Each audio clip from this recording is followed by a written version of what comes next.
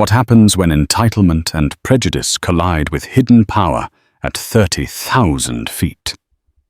A woman boards a flight ready for a luxurious trip, but her journey quickly turns into a nightmare of her own making. She spots a black man in economy and launches a tirade of insults demanding he be moved, completely unaware of the monumental secret he holds. She thought she was putting a nobody in his place, but she was actually committing career suicide in front of the one man who could dismantle her entire life with a single sentence. This isn't just a story about karma. It's about the shocking moment a racist passenger realized she had insulted the CEO of the very airline she was flying. The air in Terminal 4 of JFK was a familiar symphony of chaos, a blend of rolling suitcases, garbled announcements, and the low hum of thousands of conversations. For most, it was a stressful necessity, a gateway to a destination. For Marcus Thorne, it was his kingdom, and he was walking through it, disguised as a commoner. Dressed in a simple pair of dark jeans, a comfortable grey Henley, and a well-worn leather jacket, Marcus looked more like a musician on his way to a gig than the founder and CEO of Stellaris Air, North America's fastest-growing premium airline. At 42, he carried himself with a quiet confidence that didn't require a suit and tie. His imposing 6'3" frame was relaxed, his gait unhurried as he navigated the sea of anxious travelers. Beside him, his father, Dr. Marcus Thorne, a retired aerospace engineer, with a mind still as sharp as a laser, kept pace, his silver-flecked hair a stark contrast to Marcus's clean-shaven head.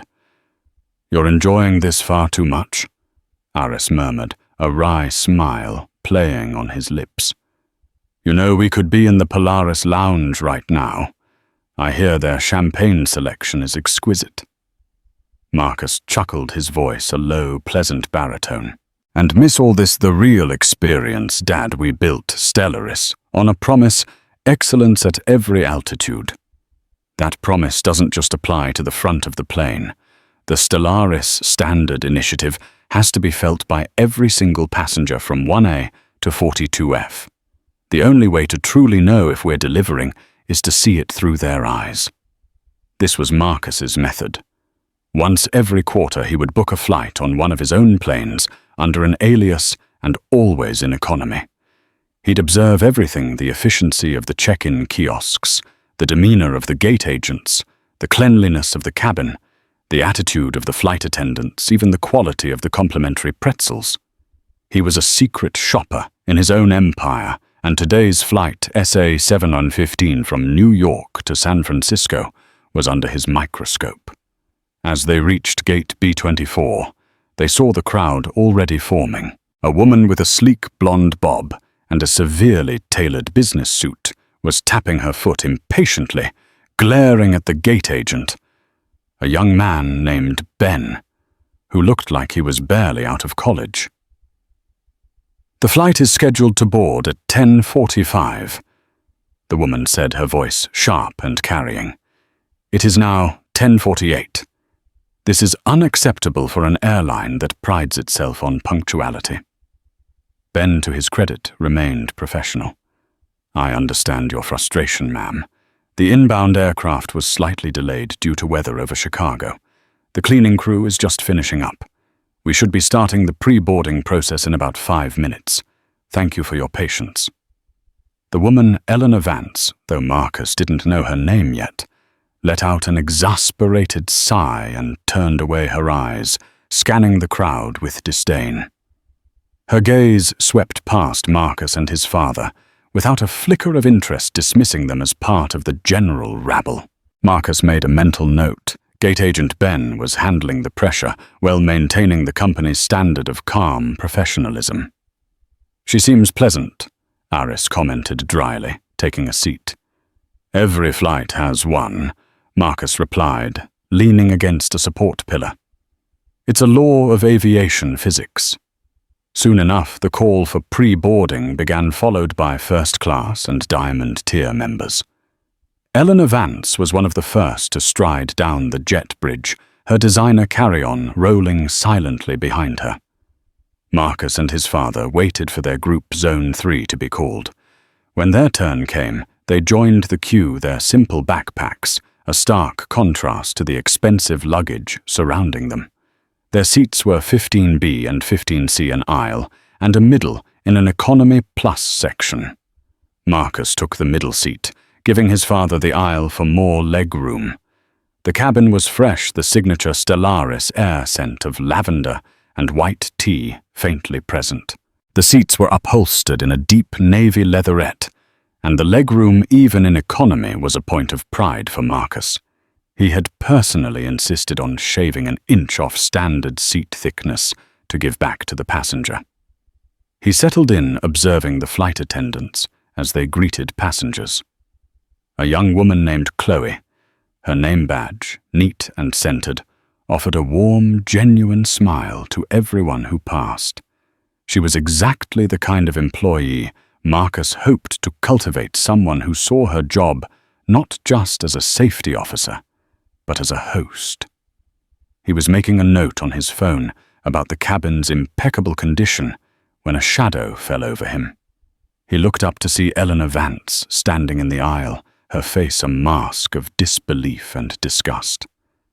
She held up her boarding pass, a first-class ticket, and then pointed a perfectly manicured finger at his father in the aisle seat.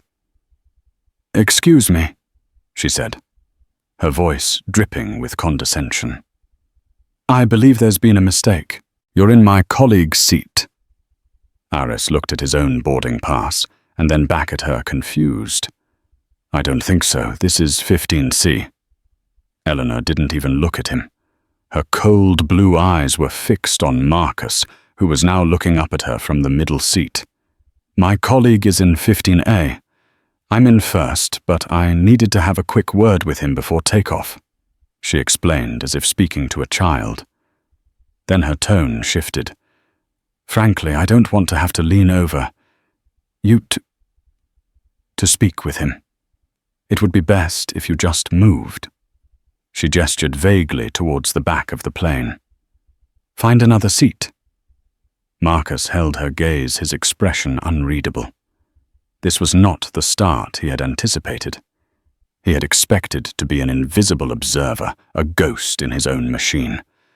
But it seemed his audit of the Stellaris standard was about to become far more hands-on than he had ever intended. The audacity of the demand hung in the air. Eleanor Vance wasn't asking. She was commanding. The underlying assumption was clear. Her brief convenience was more important than their assigned seats, and they, as passengers, she had already judged and dismissed, should simply comply. Marcus felt his father tense beside him. Marcus Thorne was a man of immense intellect and patience, but he had zero tolerance for arrogance and prejudice. Marcus placed a calming hand on his father's arm before turning his full attention back to the woman. "Ma'am," Marcus began, his voice even and calm, a stark contrast to her sharp tone. "Our seats are 15B and 15C. I believe your colleague is in 15A, the window seat. He hasn't boarded yet. You're welcome to speak with him when he arrives." Eleanor's perfectly sculpted eyebrows rose. She seemed genuinely shocked that he hadn't immediately scrambled to obey. "I don't think you understand," she said, enunciating each word slowly, as if he were hard of hearing or intellectually deficient. "I need to discuss sensitive quarterly reports. I can't do that with strangers sitting between us. It's a matter of corporate security." She waved her hand dismissively. "Now are you going to move, or do I need to get the flight attendant to explain how this works?" Other passengers were beginning to file past, their curious glances lingering on the unfolding drama. A man in a rumpled suit squeezed by, muttering an "Excuse me." The confined space of the aisle seemed to magnify the tension. "There's nothing to explain," Aris said, his voice firm. "We are in our assigned seats. We paid for them just like everyone else." Eleanor's gaze finally snapped to Aris, and then back to Marcus. A flicker of something ugly crossed her face, a sneer of contempt. She looked at Marcus's simple clothes, his black skin, and her mind, steeped in its own privilege, concocted a narrative. "Paid for them?" she scoffed a little too loudly. "I highly doubt that. These are economy plus seats. Perhaps you were upgraded by mistake, or maybe you're using some sort of discount voucher." The insult, layered with racial and classist undertones, was unmistakable. Marcus felt a familiar cold knot tighten in his stomach. He had faced this his entire life. The surprise that a black man could be in a position of success, the assumption that he didn't belong, the quiet and sometimes not so quiet questioning of his legitimacy. He thought he had built an empire where that kind of thinking was left on the ground, but here it was in the cabin of his own plane. "Our tickets are perfectly valid," Marcus stated, refusing to let his anger show. He maintained eye contact, his calm demeanor acting as a wall against her vitriol.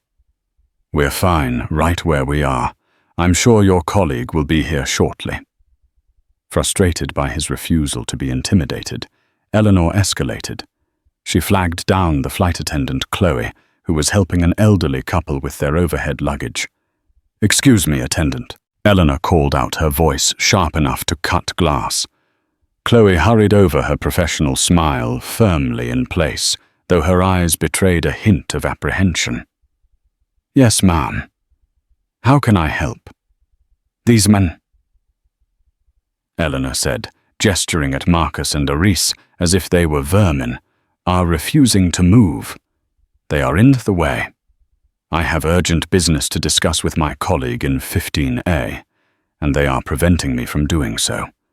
I need you to reseat them, preferably somewhere in the back." The phrase "in the back" was not lost on anyone within earshot. It was a loaded term heavy with the ghosts of segregation and prejudice. Several nearby passengers shifted uncomfortably. One woman a few rows ahead turned and gave Eleanor a look of pure disgust. Chloe looked from Eleanor's furious face to Marcus's stoic one. She was young, likely only a few years into her career, and she was now caught between a belligerently entitled passenger and two men who seemed to be doing nothing wrong. Her training kicked in. "Ma'am, may I see your boarding passes, please?" she asked, addressing Marcus and Aris politely. Marcus handed him over.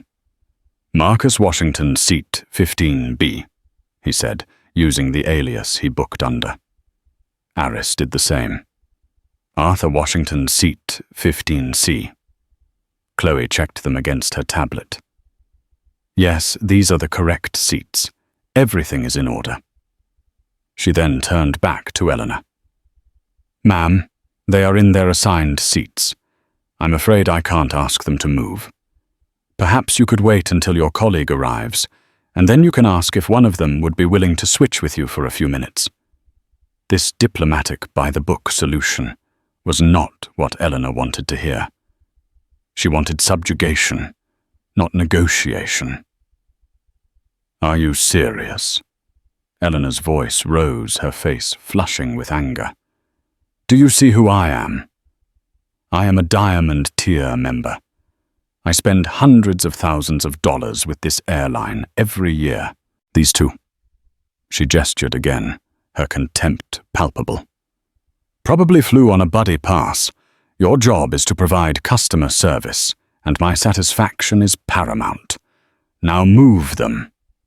Marcus decided it was time to intervene, not for his own sake, but for the young flight attendant who was being verbally assaulted for doing her job correctly.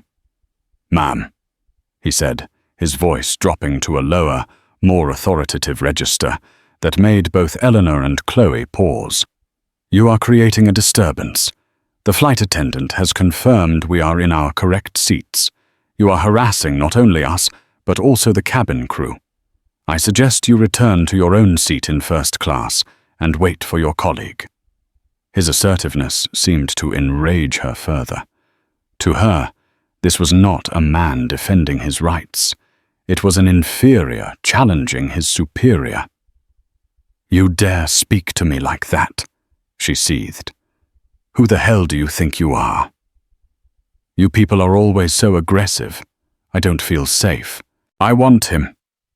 She pointed a trembling accusatory finger at Marcus. "Removed from this flight. He is a threat." The accusation was ludicrous, a weaponized claim designed to escalate the situation to a point of no return. Chloe's eyes widened in alarm. "Ma'am, please, there's no need for that." "Don't ma'am me!" Eleanor shrieked, her voice now attracting attention from the entire front half of the cabin. "I know my rights. I feel threatened by this man's aggression. I want him off this plane now. Get your supervisor. Get the captain. I will have all of your jobs for this incompetence." Marcus sat back in his seat, a profound sense of disappointment washing over him. His quiet audit had just exploded into a public spectacle of raw, unfiltered racism. He looked at Chloe's panicked face and knew he couldn't let her take the fall for this. He looked at his father, whose expression was now one of grim resolve. The line had been crossed. The Stellaris standard wasn't just about clean cabins and polite service. It was about ensuring the dignity and safety of every single person on board. And Eleanor Vance had just declared war on that principle. It was a war she could not possibly win. The accusation of being a threat shifted the atmosphere in the cabin from uncomfortable to volatile. It was a dangerous, loaded claim, one that could have serious repercussions in the post-9/11 world of air travel. Marcus knew this. Eleanor knew this, and Chloe, the flight attendant, was now caught in a crisis far beyond her pay grade. "Ma'am, I need you to lower your voice," Chloe said, her training battling against the sheer panic she felt. "You're disturbing the other passengers." "I want to disturb them," Eleanor retorted, her voice trembling with self-righteous fury. "They should all see how this airline treats its most loyal customers, how it allows aggressive individuals to threaten paying passengers. I am a woman, traveling for business, and I am being intimidated." Marcus Thorne had heard enough. He unbuckled his seatbelt and stood up, placing himself partially between Eleanor and his son. He was shorter than Marcus, but had an undeniable presence, the quiet authority of a man who had led teams of brilliant engineers for decades. "That is a slanderous and despicable lie." Marcus said, his voice quiet, but carrying an immense weight that cut through Eleanor's tirade. "My son has been nothing but calm and respectful, despite your baseless insults and frankly racist provocations. You are the aggressor here. You are the one creating a disturbance. Now I suggest you heed the flight attendant's request and return to your seat."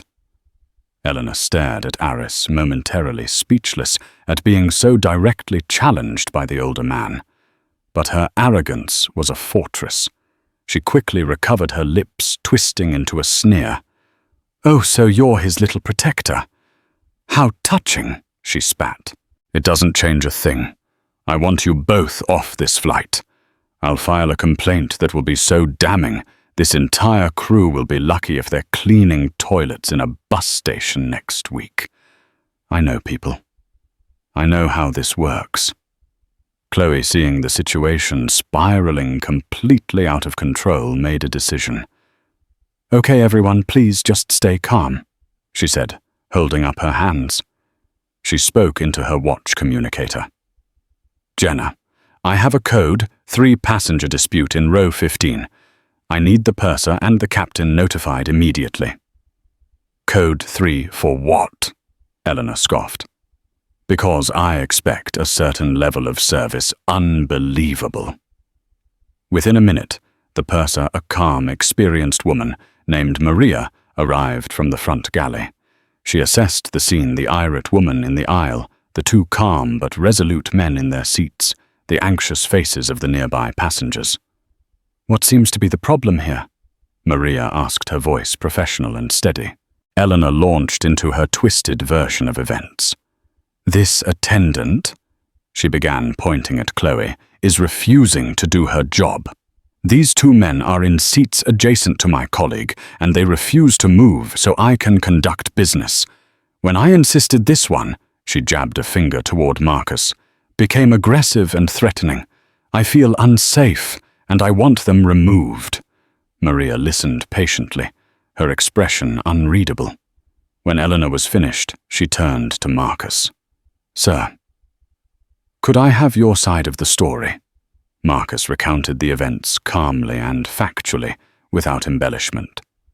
"This woman boarded and demanded we vacate our paid assigned seats for her convenience. When we politely declined, she became insulting, making derogatory assumptions based on our appearance. She has harassed us, and she has verbally abused your flight attendant for simply following protocol. Her claim that I was aggressive or threatening is a complete fabrication. We just want to sit in our seats and fly to our destination." As Marcus spoke, a man in his late 50s, holding a briefcase, arrived at the row. He looked at the scene with bewilderment.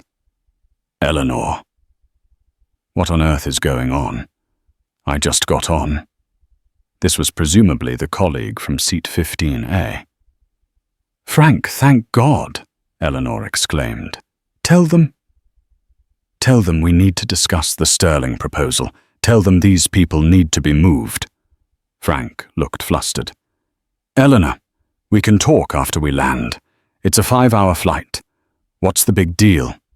"The big deal, Frank," she hissed, "is the principle. It's about a basic standard of service that is clearly lacking on this airline."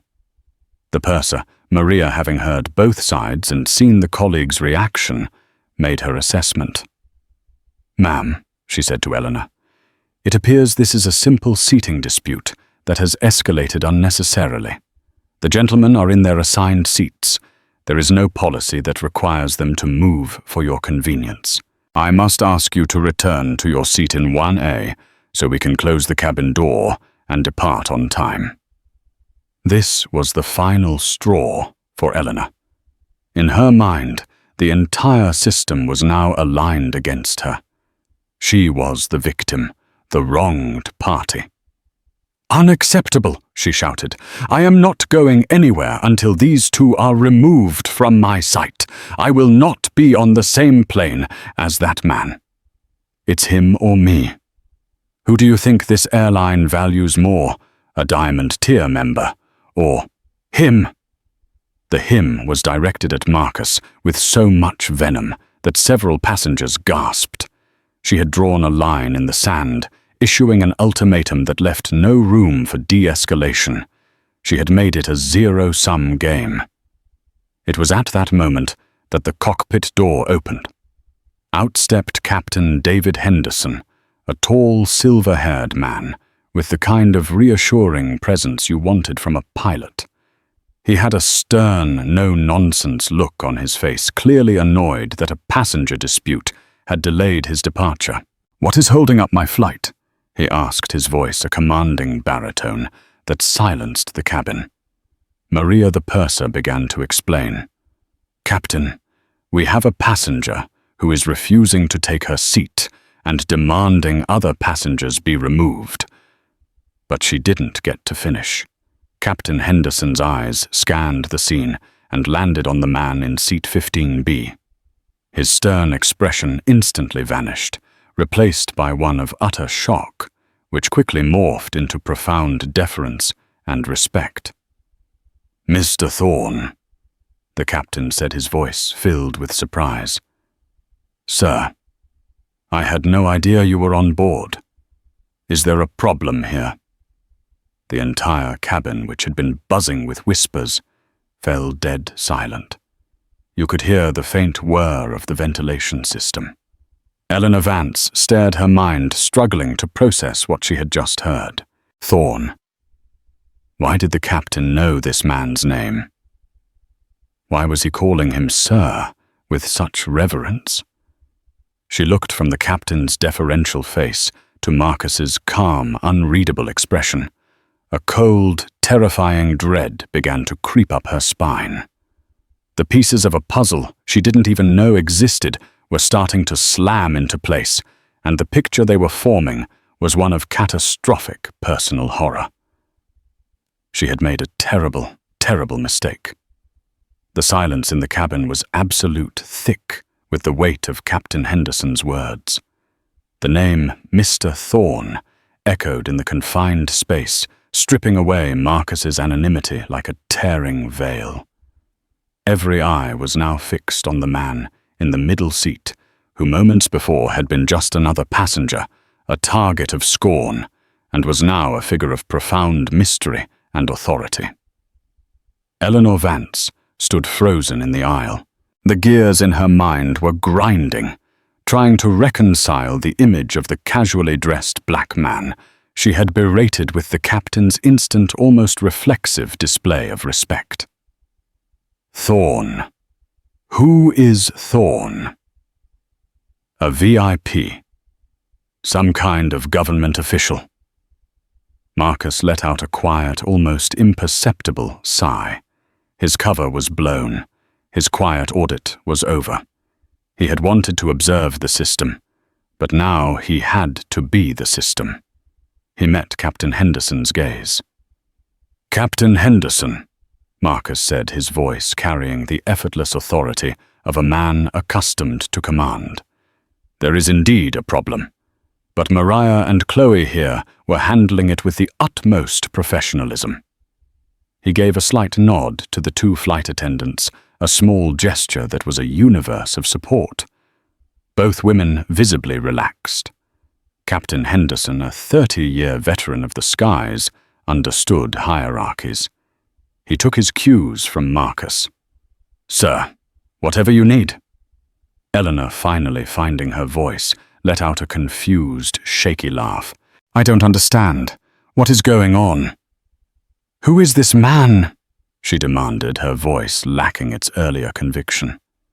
The fear was beginning to seep in a cold tide rising against the crumbling walls of her arrogance. The captain turned to her, his reassuring pilot's demeanor gone replaced by an icy professionalism. "Ma'am," he said, his tone leaving no room for argument. "This is Mr. Marcus Thorne." He paused for effect, letting the name settle. "He is the founder, chairman, and chief executive officer of Stellaris Air." The statement hit the cabin like a sonic boom. A collective audible gasp rippled through the rows. Jaws dropped. Phones that had been surreptitiously recording were now held up with shaking hands. Eleanor Vance's colleague, Frank, in seat 15A, looked like he had seen a ghost, his face paling to a sickly white. He sank into his seat, trying to become invisible. But all the focus was on Eleanor. The color drained from her face, leaving behind a whole horrified mask. Her perfectly applied makeup couldn't hide the sheer terror in her eyes. The world seemed to tilt on its axis. The man she had dismissed, insulted, and tried to have thrown off the plane, owned the plane, and the airline, and the jobs of everyone on it. The sheer cosmic scale of her miscalculation was crashing down on her. "CEO," she whispered the word barely audible. It was a question, an accusation, and a plea all at once. It couldn't be true. It was impossible. CEOs flew in private jets, or at the very least in the most opulent first-class suites. They didn't sit in middle seats in economy, wearing jeans and a Henley. Her entire worldview, a rigid structure built on assumptions about wealth, race, and power, was shattering in real time. Marcus slowly unbuckled his seatbelt and stood up. He wasn't as tall as the captain, but at that moment he seemed to dominate the entire aircraft. He was no longer Marcus Washington, the anonymous passenger. He was Marcus Thorne, the man in charge, and his quiet demeanor had been replaced by an aura of absolute command. He looked directly at Eleanor, and for the first time she saw not the passive man she had tried to bully, but a powerful executive whose eyes were now cold with disappointment and resolve. "Yes, CEO," Marcus confirmed, his voice calm, but resonating with finality. "I fly economy once a quarter, Ms." He paused, waiting for her name. A terrified whimper escaped her lips. "Vance. Eleanor Vance." "Ms. Vance," he continued, "I fly this way to ensure the promise we make to our customers is a reality. The promise of a safe, respectful, and dignified journey. It's called the Stellaris Standard, and in the last 20 minutes you have single-handedly violated every single tenet of that standard." He spoke clearly, his voice projecting through the silent cabin. Every passenger was rapt, witnessing a moment of karmic retribution, so swift and so perfectly executed, it felt like a scene from a movie. "You harassed my father," Marcus said, gesturing to Aris, who watched with a somber expression. "You verbally abused the flight crew, threatening their jobs, simply because they were doing theirs correctly.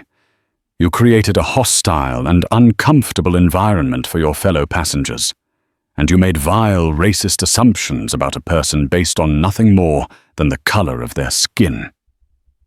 Each sentence was a hammer blow, dismantling Eleanor's reality piece by piece. She opened her mouth to speak, to apologize, to explain, but no words came out. What could she possibly say?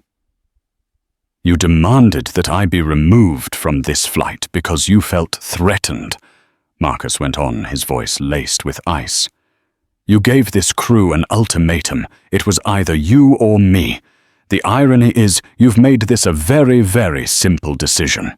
He turned his gaze from Eleanor to Captain Henderson. The silent communication between the two men was absolute. The CEO had made a decision. It was the captain's duty to see it through. The final crushing weight of reality was about to come down on Eleanor Vance. The silent command passed from CEO to captain. David Henderson straightened his shoulders and turned to face Eleanor Vance, his expression now one of grim duty. "Ms. Vance," the captain began, his voice leaving no room for negotiation, "your behavior on this aircraft has been deemed belligerent, discriminatory, and a potential threat to the safety and order of this flight. You have created a public disturbance and have repeatedly refused to comply with the instructions of the cabin crew." Each word was a nail in the coffin of her trip, her dignity, and as she was about to discover her career.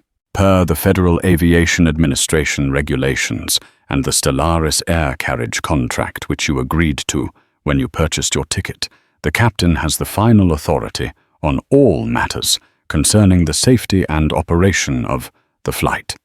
He continued, reciting the protocol with practiced precision. "And in my authority as captain of flight SA-715, I am informing you that you are being removed from this aircraft." The finality of the statement sucked the remaining air from Eleanor's lungs. This was really happening. The nightmare was real. "No," she stammered, her voice a desperate, cracking whisper. "No, you can't. Please. I made a mistake. I apologize. I'm so sorry." Her eyes darted to Marcus, pleading. The sneering, entitled woman from minutes ago was gone, replaced by a terrified, groveling mess. "Mr. Thorne, please. I am deeply, profoundly sorry. I was stressed. The meeting, I didn't mean it. Any of it. Please don't do this." Marcus looked at her, his face impassive. He wasn't gloating.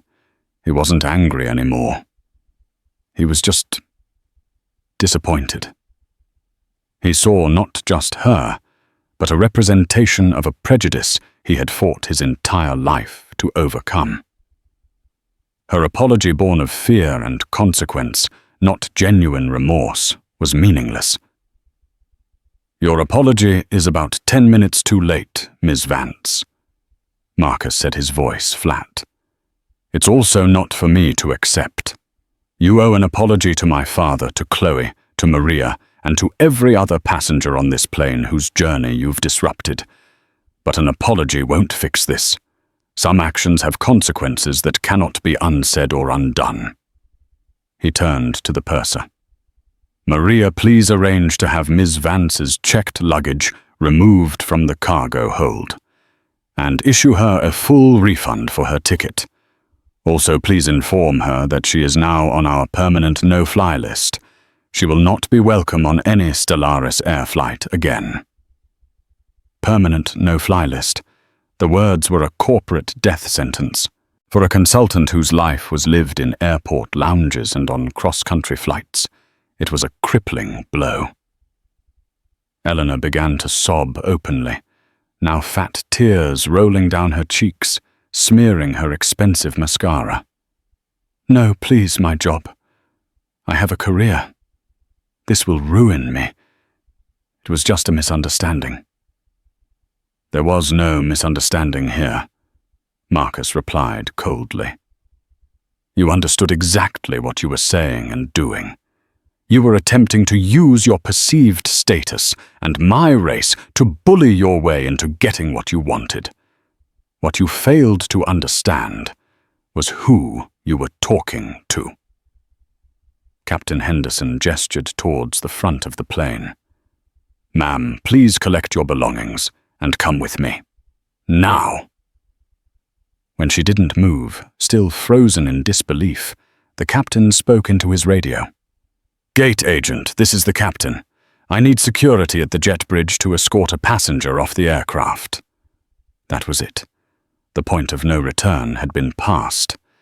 Defeated Eleanor finally moved. Her body shook with sobs as she numbly reached up and pulled her designer carry-on from the overhead bin. Her hands fumbled with the latch. As she turned, she had to face the silent judgment of the entire cabin. No one looked at her with sympathy. They saw her for what she was, a bully who had finally met her match. Her face burned with a shame so profound it was almost palpable. As she was escorted up the aisle by the purser and the captain passing the first-class cabin, where her empty, luxurious seat awaited a quiet ripple of applause, started from the back of the economy section. It was small at first, then grew slightly louder, a cathartic release of tension and a clear endorsement of the CEO's decision. Marcus watched her go not with triumph, but with a heavy heart. This was not a victory. It was a failure of one person's character that had forced his hand. He turned to Chloe, the young flight attendant who had been at the center of the storm. "Chloe," he said, his voice now warm and reassuring, "you handled an impossible situation with grace and professionalism.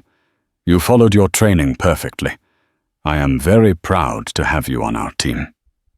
Chloe, who had been standing by looking overwhelmed, blushed and stammered, "Thank you, sir.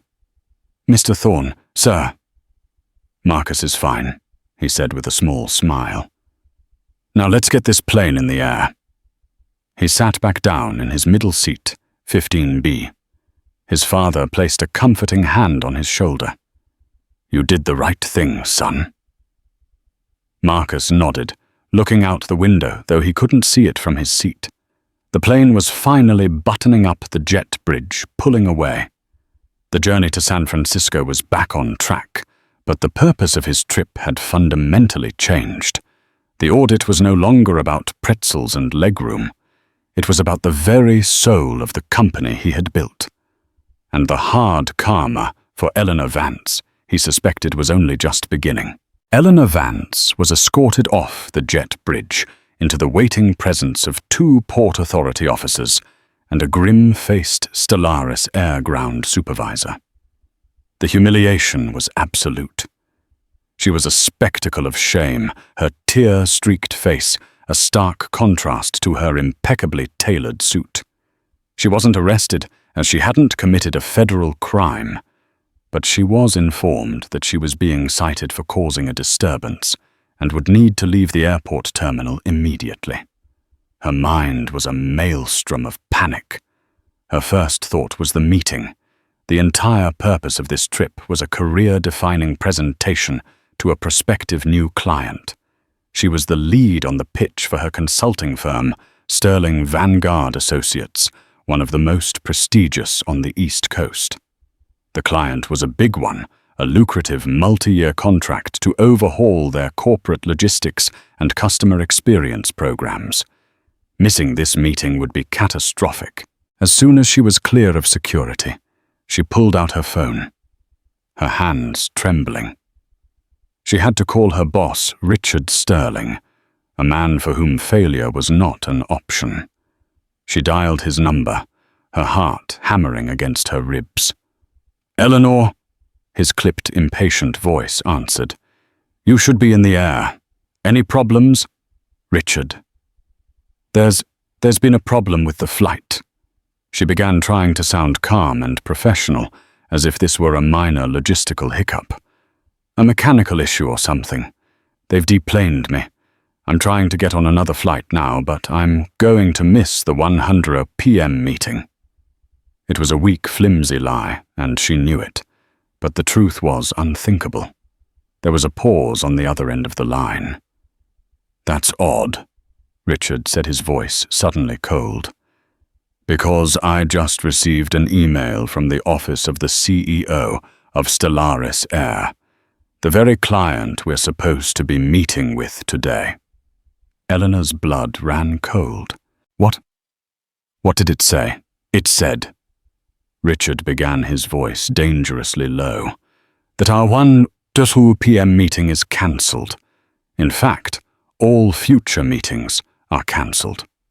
It said that Sterling Vanguard Associates is now, and I quote, indefinitely blacklisted from any and all business considerations with their company, and it detailed in excruciatingly precise detail the reason why. It seems their CEO, Mr. Marcus Thorne, had a rather unpleasant interaction with my lead consultant on flight SA 715 this morning." The world tilted. The client she was flying to pitch was Stellaris Air. The man she had insulted was the CEO of the very company she was trying to win over. The cosmic, crushing irony of it was so profound, it made her feel physically ill. She had not only insulted the CEO of the airline, she had done it while on her way to ask him for millions of dollars in business. "Richard, I can explain," she gasped. "Can you—" He shot back, his voice now thick with rage. "Can you explain how you managed to vaporize a potential $50 million contract before you even landed? Can you explain why the CEO of a major corporation is describing your behavior as publicly belligerent, discriminatory, and fundamentally antithetical to every value we hold as a company? Can you explain this, Eleanor?" She couldn't. There was no explanation, no justification that could possibly undo the damage. "It was a misunderstanding," she sobbed, the lie sounding pathetic even to her own ears. "There is no misunderstanding here." Richard Sterling said, his words chillingly echoing Marcus Thorne's. "I've just read a dozen eyewitness accounts that are already lighting up social media. Videos, Eleanor. There are videos of you, screaming at a man for sitting in his own seat. You are a liability. You are a disgrace to this firm." He took a deep breath. The final blow was coming. "As of this moment, Eleanor, your employment with Sterling Vanguard Associates is terminated, effective immediately. HR will be in touch regarding your severance, which I assure you will be the bare minimum stipulated in your contract. A courier will be at your apartment this afternoon to collect your company laptop and phone. Do not contact any of our clients. Do not contact any of our employees. You are done here. Goodbye." The line went dead. Eleanor stood in the middle of the bustling terminal, the phone still pressed to her ear. Fired, blacklisted, humiliated on a global scale, as she was sure the videos were already going viral. Her entire life, a carefully constructed edifice of professional success and social superiority, had been demolished in the span of 30 minutes. She had built her career on being ruthless, on being smarter and more aggressive than everyone else in the room. She believed in a natural order, a hierarchy where people like her were at the top, and people like Marcus Thorne, as she had perceived him, were somewhere far below. She had never considered that the man in the simple Henley in seat 15B could hold more power in his little finger than she held in her entire being.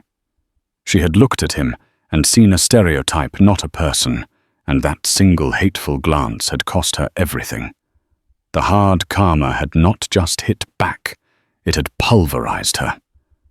As Flight SA-715 cruised at 37,000 feet over the American Midwest, an air of calm had returned to the cabin, but the events of the morning lingered.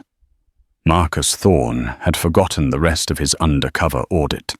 The mask was off, and now he had work to do. He spent the first hour of the flight speaking quietly with his father. Aris, a man who had seen the ugliest sides of prejudice during his long career in the 70s and 80s, was saddened but not surprised. "Some things change, son," he said, patting Marcus's arm. "But the roots of ignorance run deep. The important thing isn't that it happened, it's what you do next." And Marcus knew exactly what he was going to do. He summoned Maria the purser and Chloe to the galley. He didn't sit in the jump seat like a boss, but leaned against the counter, creating an atmosphere of conversation, not interrogation. "First," he said, his voice gentle, "I want to apologize to both of you. No employee of mine should ever have to endure that kind of abuse. Ever. Our protocols are designed to de-escalate, but they don't always account for someone who refuses to operate within the bounds of basic human decency." He looked directly at Chloe. "Chloe, I watched you handle that situation from the very beginning. You were polite, you were firm, you followed procedure, and you did not back down. You represented the Stellaris standard perfectly, under immense pressure. That's not just the mark of a good flight attendant. It's the mark of a leader." He continued, "We have a lead flight attendant position opening up at our SFO base next month. It comes with a significant raise and supervisory duties. The job is yours if you want it." Chloe's eyes filled with tears, but this time they were tears of shock and gratitude. "Sir, thank you. Yes, of course I want it. Thank you." "You've earned it," Marcus said simply. To Maria he added, "Maria, your experience showed. You took control of a volatile situation calmly and decisively. I want you to work with our corporate training division. I'm launching a new mandatory training module for all crew from the ground to the air called the Dignity Directive. It will use this incident anonymized, of course, as a case study for handling extreme passenger misconduct, particularly incidents involving racial or class-based bias. I want you to help design it. Your real-world experience is invaluable." Maria nodded, a look of immense pride on her face. "I would be honored, sir." Upon landing in San Francisco, Marcus didn't head home. He went straight to the Stellaris Air corporate offices. He called an emergency meeting of his executive board. For 3 hours, he laid out what had happened and his vision for the future. "The Stellaris Standard is not a marketing slogan," he told them, his voice resonating with passion. "It's our soul. It's not enough to have comfortable seats and on-time departures. We have to be a company that actively and ferociously protects the dignity of both our customers and our employees. What happened on my flight this morning was cancer, and we are going to cut it out." In the weeks that followed, Stellaris Air underwent a cultural shift. The Dignity Directive was rolled out company-wide. It empowered employees to take immediate action against abusive passengers with the full backing of the executive suite.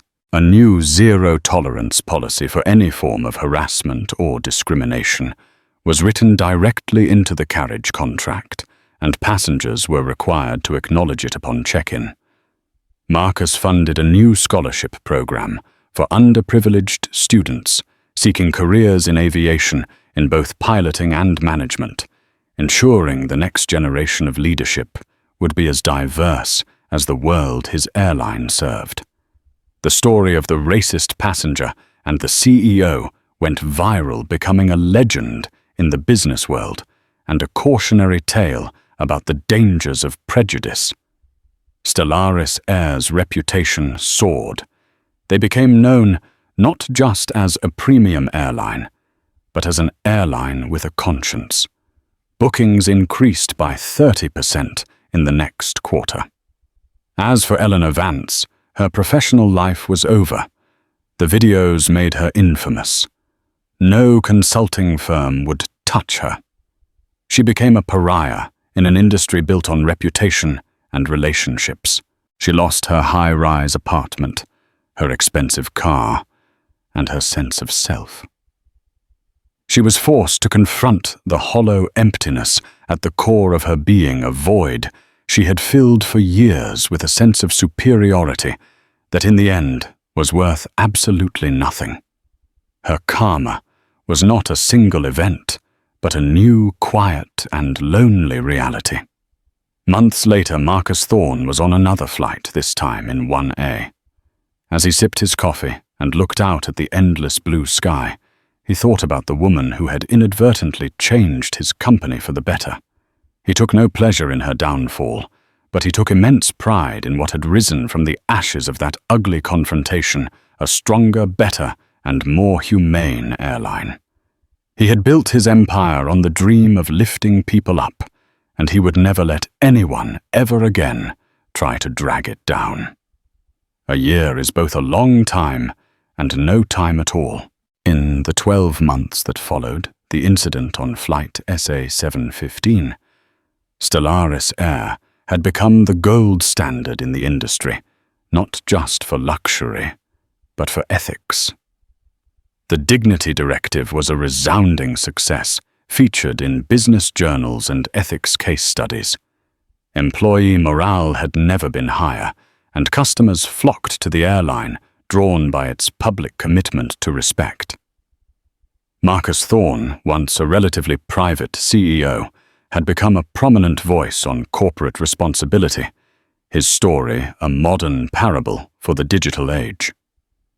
At San Francisco International Airport, Chloe, now a confident and respected lead flight attendant, was conducting a pre-flight briefing for her crew.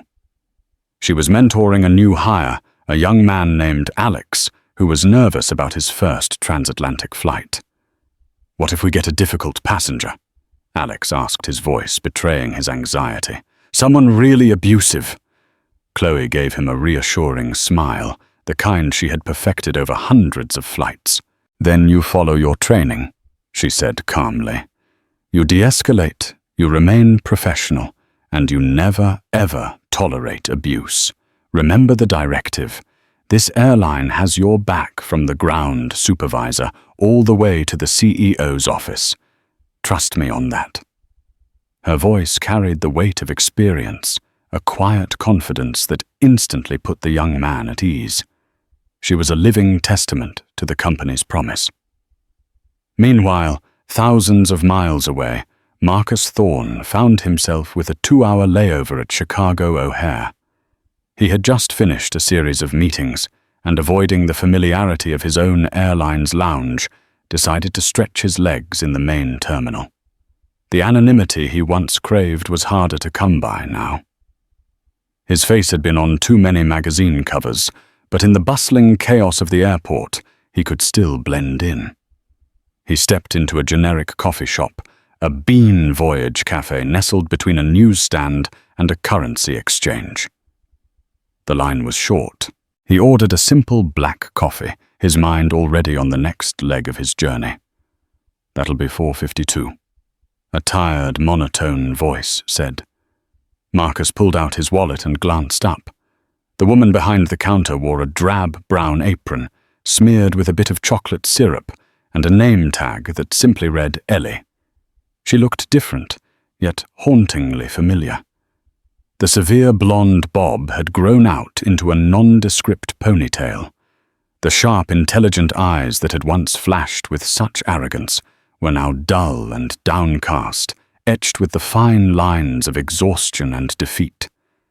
There were no designer clothes, no expensive watch, just a cheap uniform, and the hollowed-out look of someone who had lost everything. It was Eleanor Vance. For a moment, Marcus felt nothing but shock. He had occasionally wondered what had become of her, but he never imagined a downfall so complete.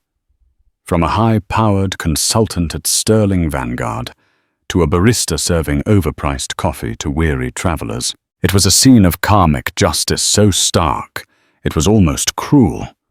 She hadn't looked at his face, her gaze fixed on the cash register. He handed her a $5 bill. His movements slow. As she took the bill, her fingers brushed his, and she finally looked up to give him his change. Their eyes met. Recognition dawned on her face, and it was a terrible thing to witness. It was not a flash, but a slow, agonizing crumble. Her professional barista mask dissolved, revealing a wave of pure, unadulterated shame.